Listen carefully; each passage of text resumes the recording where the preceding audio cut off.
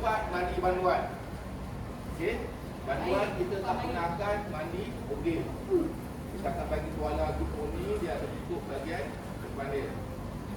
Okey, Kola. kalau banduan gemuk dan dia akan ikat tali, dia akan tutup ujung apa ni kain tu ada ketutup.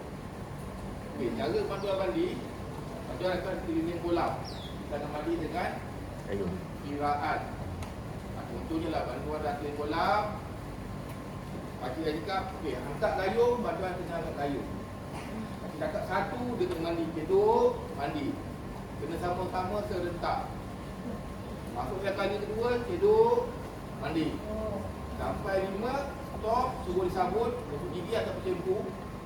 Selesai, 6 sampai 10, kedua, mandi. Habis.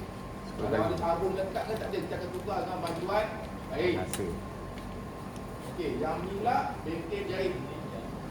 Banduan kerja Isnin sampai Jumaat 8 sampai 5 petang. Okey, banduan yang nak bekerja kat dalam ni kita akan pilih lah. Kalau ada penyakit-penyakit, pulung, kita tak gunakan bekerja dalam ni.